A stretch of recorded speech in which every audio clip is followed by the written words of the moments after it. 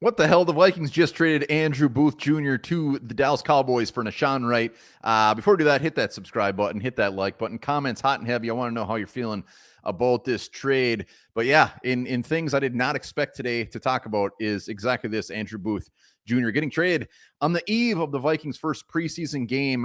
Before we get into Nahshon Wright, Andrew Booth, the fact that we got anything for Andrew Booth, and I'm not trying to be an ass, is pretty surprising. Pretty surprising. And it's easy to say, oh man, I wish you would have got a draft pick, or wish you would have got this or that.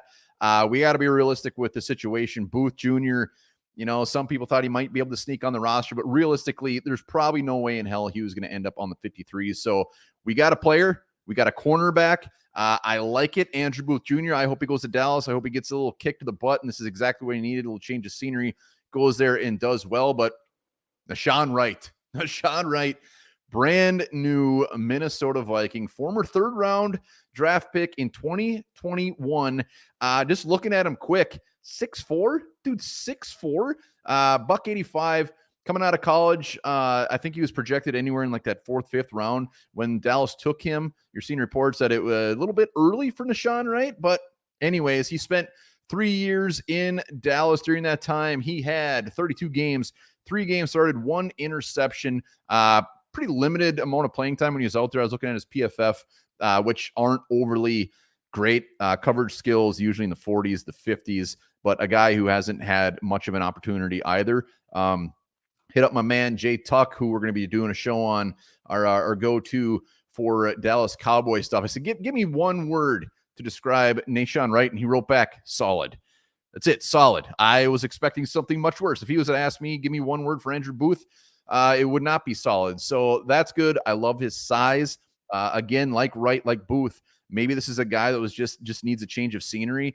Looking at the Dallas Cowboys depth chart, he was the backup to Diggs at corner. So the fact that he was the next man up says a little bit of something, but clearly the Cowboys were looking to move on from him as well. So win-win-win. We'll see how this pans out. But Nahshon Wright, college-wise, sounds like he's got good instincts, good ball skills, kind of all the same things you see coming out of college. Is the fact that he just needed to refine his tools, refine his mechanics, everything like that. And he's coming into a spot where Brian Flores can take him and put his magic wand over him and Miyagi him into hopefully a good cornerback, because hot damn, that size. During Oregon State, he had a pretty solid career. Former JUCO transfer, came over, started a lot of games for Oregon State, 5 interceptions during his career, so he definitely has ball skills. And watching him, I was just watching him quick.